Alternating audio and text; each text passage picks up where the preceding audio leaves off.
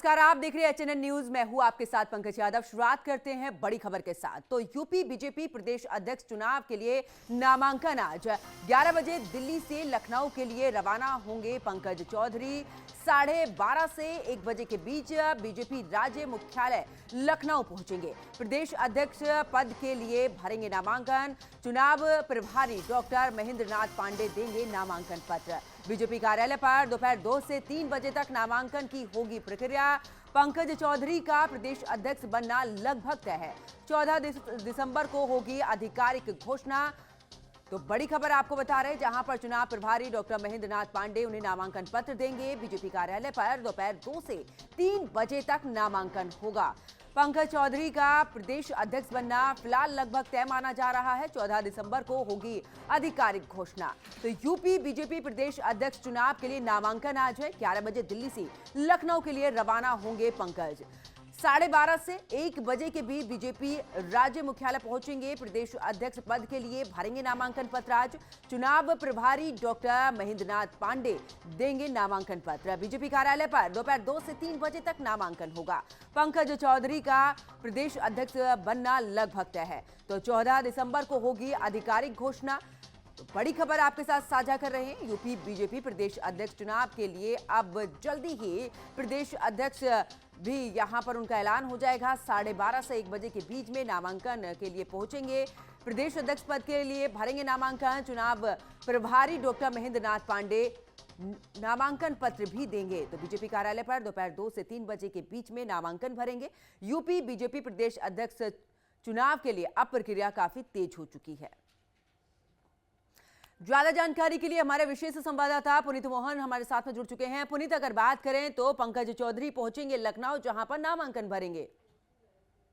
देखिए, आज UP BJP प्रदेश अध्यक्ष चुनाव का नामांकन है। ऐसे में जो लोग यूपी बीजेपी प्रदेश अध्यक्ष के लिए कैपेबल हैं वो लखनऊ स्थित राज्य मुख्यालय बीजेपी के पहुंचेंगे और नामांकन पत्र दाखिल करेंगे। जो सबसे ज्यादा चर्चित नाम है वो है पंकज चौधरी, केंद्रीय वित्त राज्य मंत्री, जो तकरीबन 11 बजे दिल्ली से निकलेंगे। 12:30 से 1 बजे के बीच बीजेपी के राज्य मुख्यालय लखनऊ पहुंचेंगे, जहां उनको नामांकन पत्र दिया जाएगा। वो नामांकन पत्र फाइल करेंगे। यूपी बीजेपी प्रदेश अध्यक्ष की रेस में सबसे आगे चल रहे हैं पंकज चौधरी। महाराजगंज से लगातार 7 बार के सांसद हैं।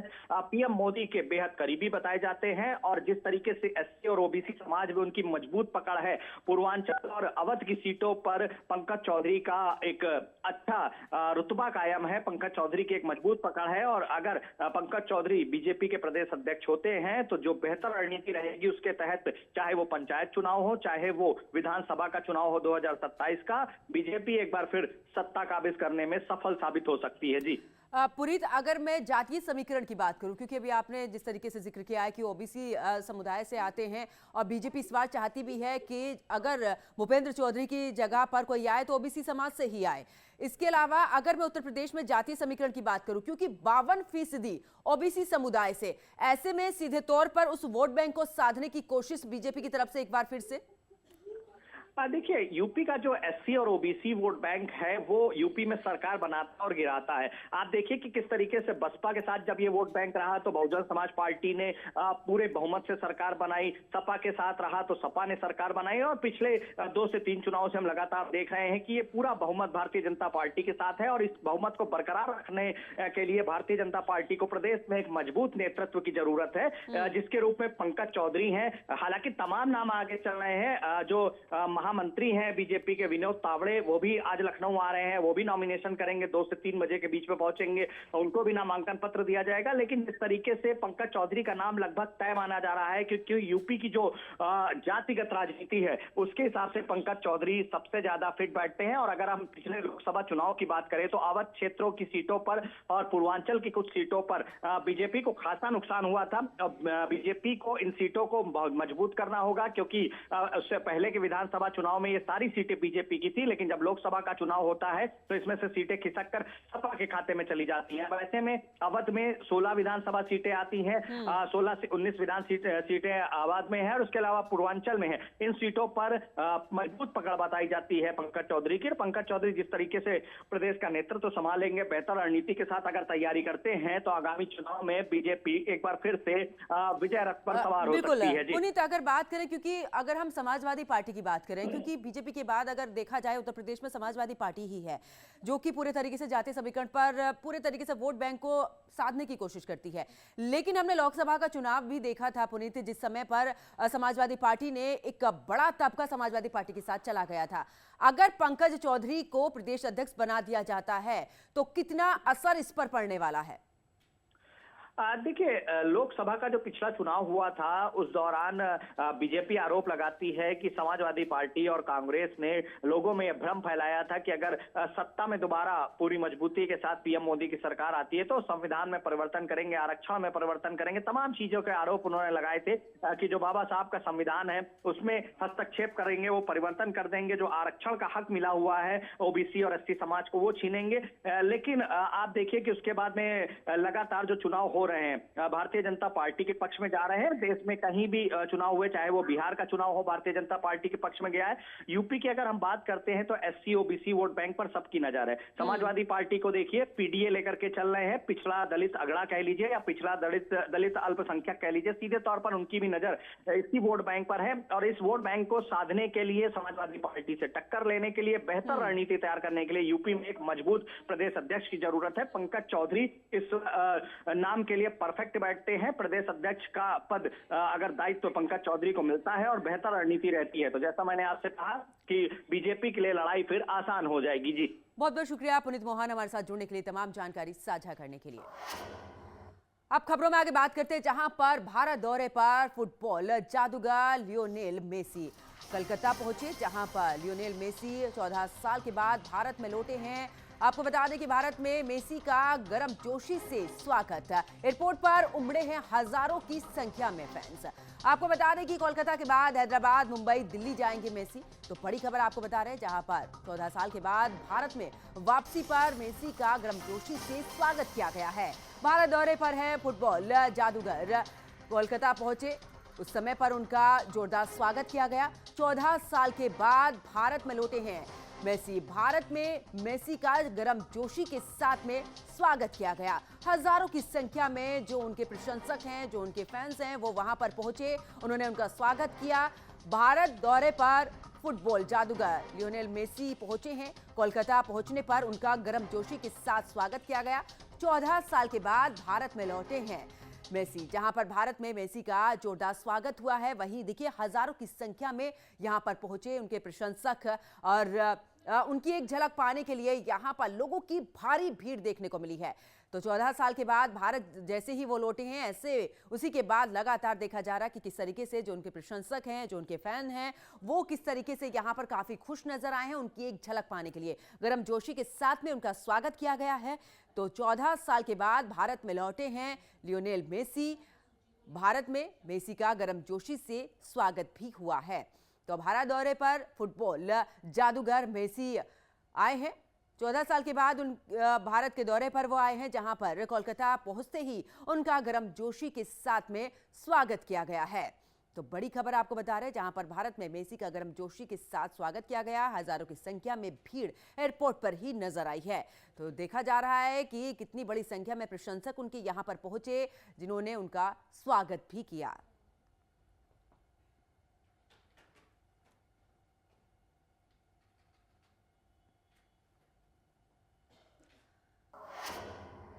अब आगे बात करते हैं, उत्तर प्रदेश के मुख्यमंत्री योगी आदित्यनाथ ने बीती रात 12 दिसंबर को लखनऊ में अपने सरकारी आवास पर मुंबई चैप्टर द्वारा आयोजित कार्यक्रम को लेकर बैठक की है। आपको बता दें कि बैठक में कार्यक्रम की रूपरेखा, संचालन, अन्य तैयारियों पर चर्चा की गई है। मुख्यमंत्री ने आयोजन को सफल बनाने के लिए संबंधित अधिकारियों, आयोजकों को आवश्यक दिशा निर्देश भी दिए हैं। यह बैठक आगामी कार्यक्रम की योजनाओं को अंतिम रूप देने, समन्वय सुनिश्चित करने के लिए महत्वपूर्ण कदम मानी जा रही है।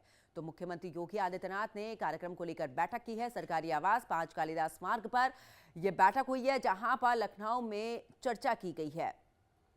तो मुंबई चैप्टर आयोजन की तैयारी पर फोकस है इस समय पर मुख्यमंत्री योगी आदित्यनाथ का। बैठक उन्होंने की अधिकारियों के साथ में। इसके अलावा आयोजकों को भी दिशा निर्देश मुख्यमंत्री यहां पर देते हुए नजर आए हैं। तो मुख्यमंत्री योगी आदित्यनाथ ने कार्यक्रम को लेकर बैठक की है। सरकारी आवास 5 कालिदास मार्ग लखनऊ में चर्चा यहां पर की गई है। तमाम तैयारियों पर फोकस किया गया है। किस तरीके से तैयारियां रहेंगी, किस तरीके से आयोजन होगा, पूरे तरीके से यहां पर तमाम व्यवस्थाओं को लेकर जानकारी मुख्यमंत्री ने ली है। तो सरकारी आवास का 5 कालिदास मार्ग लखनऊ में चर्चा की गई है।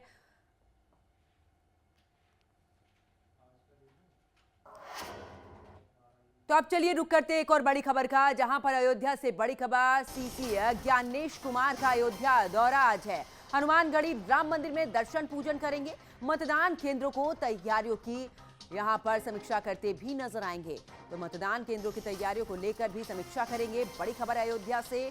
सीईसी ज्ञानेश अयोध्या के दौरे पर, जहां पर हनुमानगढ़ी पहुंचेंगे, पूजा अर्चना वहां पर करेंगे। मतदान केंद्रों की तैयारियों को लेकर भी समीक्षा करते नजर आएंगे। तो सीईसी ज्ञानेश कुमार का अयोध्या का दौरा आज हनुमानगढ़ी राम मंदिर में दर्शन पूजन करेंगे।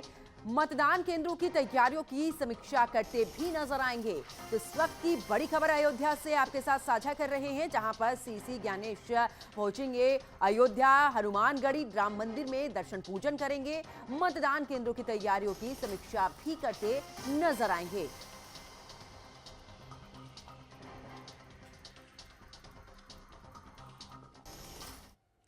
तो फिलहाल यहां रुकते एक छोटे से ब्रेक के लिए। ब्रेक के बाद फौरन हाजिर होते हैं।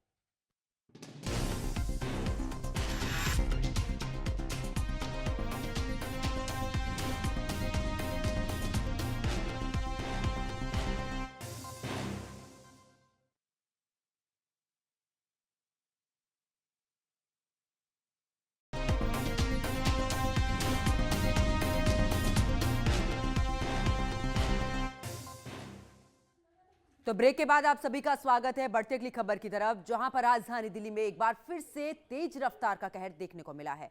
जहां सुभाष नगर इलाके में तेज रफ्तार गाड़ी ने जोरदार टक्कर मार दी, जिससे कि गाड़ी पूरे तरीके से चकनाचूर हो गई। इस हादसे में 2 लोग घायल हुए हैं, राहगीर। साथ ही पुलिस ने मौके पर पहुंचकर राहत बचाव कार्य शुरू कर दिया है। तो दिल्ली में एक बार फिर से तेज रफ्तार का कहर देखने को मिला है। ये तस्वीरें भी आपके साथ साझा करें, जहां पर आप देख सकते हैं। इसी से अंदाज़ा लगा सकते हैं कि गाड़ी किस तरीके से यहाँ पर चकनाचूर हुई है, कितना बड़ा हादसा ये रहा है। हालांकि आपको बता दें कि जो राहगीर थे, जो पुलिस थी, उन्होंने घायलों को अस्पताल पहुंचाया है। तो पुलिस ने मौके पर राहत कार्य भी शुरू किया। बड़ी खबर आपको बता रहे, जहाँ पर दिल्ली में तेज रफ्तार का कहर यहाँ पर देखने को मिला है। आपको बता दें कि सुभाष नगर में गाड़ी ने जोरदार टक्कर यहाँ पर मारी है। हादसे में गाड़ी चकनाचूर हो गई है। एक साइड आप देख सकते हैं, पूरी तरीके से यहाँ पर ये चकनाचूर हुई है गाड़ी। हादसे में 2 लोग घायल हुए हैं, जिन्हें अस्पताल पहुंचाया गया है।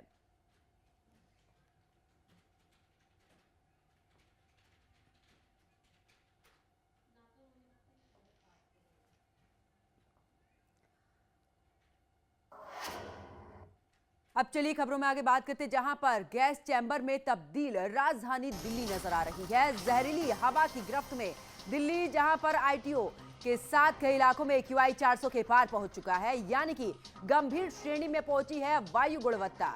पूरे शहर में हालात बेहद ही खराब नजर आ रहे हैं। सांस संबंधी समस्याओं से बचाव के लिए सावधानी जरूरी है। तो सांस संबंधी समस्याओं से बचाव के लिए सभी को सावधानी बरतनी होगी। आपको बता दें कि गैस चैम्बर में तब्दील राजधानी दिल्ली नजर आ रही है। लगातार यहां पर प्रदूषण बढ़ रहा है। ऐसे में अगर AQI की बात करें तो 400 के पार पहुंच चुका है। जहरीली हवा की गिरफ्त में दिल्ली, आईटीओ के साथ कई इलाके ऐसे हैं जहां पर AQI 400 के पार है। गंभीर श्रेणी में पहुंची है वायु गुणवत्ता। तो पूरे शहर में हालात बेहद ही खराब नजर आ रहे हैं। सांस संबंधी समस्याओं से बचाव के लिए सावधानी ही बरतनी होगी। तो गैस चैम्बर में तब्दील राजधानी दिल्ली नजर आ रही है। चारों तरफ धुंध की ये चादर नजर आ रही है। आईटीओ की बात करें, इसके अलावा कई ऐसे इलाके हैं जहां पर AQI 400 के पार पहुंच चुका है, यानी कि गंभीर श्रेणी में AQI पहुंच चुका है। थोड़ी बहुत राहत 1-2 दिन से जरूर मिल रही थी, लेकिन आज की बात करें तो कई ऐसे इलाके जो कि अभी भी यहां पर गैस चैम्बर में नजर आ रहे हैं, क्योंकि धुंध पूरे तरीके से बढ़ चुकी है, प्रदूषण बढ़ता जा रहा है। आईटीओ के साथ कई ऐसे इलाके हैं जहां पर AQI 400 के पार पहुंच चुका है। तो गंभीर श्रेणी में पहुंची है वायु गुणवत्ता। पूरे शहर में हालात बेहद ही खराब नजर आ रहे हैं। सांस संबंधी समस्याओं से जो लोग परेशान हैं, उन्हें बचाव करने के लिए भी यहां पर सावधानी बरतनी होगी, नहीं तो उनकी समस्या बढ़ सकती है। तो घरों से बाहर जब भी आप निकलें, मास्क लगाकर निकलें, पूरे एहतियात के साथ निकलें। जिन्हें सांस संबंधी समस्या है, कोशिश करें कि वो घरों के अंदर ही रहें, क्योंकि जिस तरीके से लगातार प्रदूषण बढ़ता जा रहा है, ये उनके लिए एक बड़ी समस्या पैदा कर सकता है।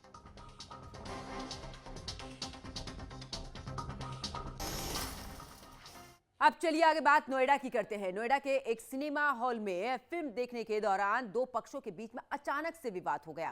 देखते ही देखते कहासुनी मारपीट में बदल गई, जहां 4 दबंगों ने 2 युवकों को सिनेमा हॉल के अंदर ही बेरहमी से पीट दिया है। घटना के दौरान फिल्म देख रहे दर्शकों ने पूरी मारपीट का वीडियो अपने मोबाइल कैमरे में रिकॉर्ड कर लिया है। ये वीडियो सोशल मीडिया पर तेजी से वायरल भी हो रहा है। वायरल वीडियो का संज्ञान लेते हुए पुलिस ने कार्रवाई की है। साथ ही दोनों पक्षों के कुल 5 लोगों के खिलाफ कानूनी कार्रवाई की है। ये मामला नोएडा थाना एक्सप्रेसवे क्षेत्र के सेक्टर 135 का बताया जा रहा है।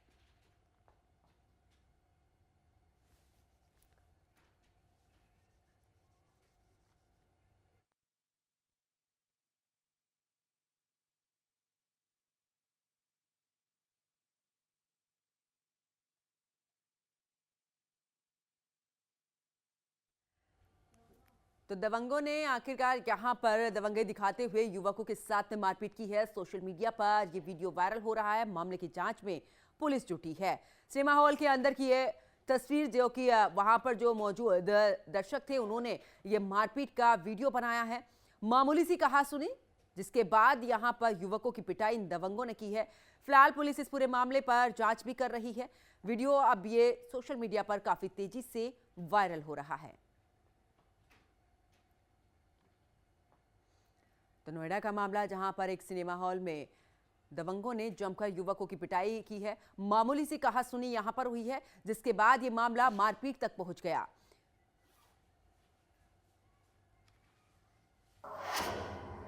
तो अब खबर गुरुग्राम से है, जहां पर सेक्टर 4 और 7 के चौक पर तेज रफ्तार कार ने एक किन्नर को कुचल दिया है। किन्नर की हालत गंभीर बताई जा रही है। हादसा इतना खौफनाक था कि कार सड़क के बीच के डिवाइडर पर जा चढ़ी। मामले की जानकारी मिलते ही गुरुग्राम पुलिस मौके पर पहुंची है। तफ्तीश यहां पर शुरू कर दी है। पुलिस मामले की जांच कर रही है। घटना के कारणों का पता यहां पर लगाया जा रहा है। तो गुरुग्राम में तेज रफ्तार का कहर देखने को मिला है।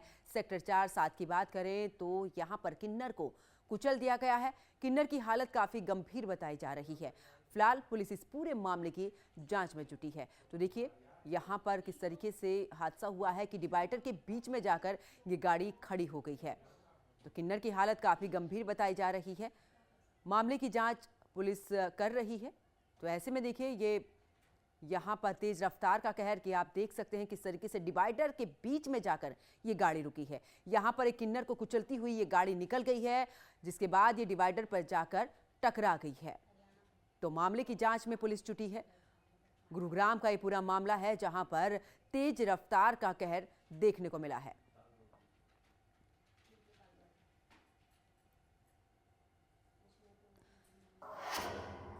तो इस बुलेटिन में फिलहाल इतना ही। आप देखते रहिए HNN न्यूज। नमस्कार।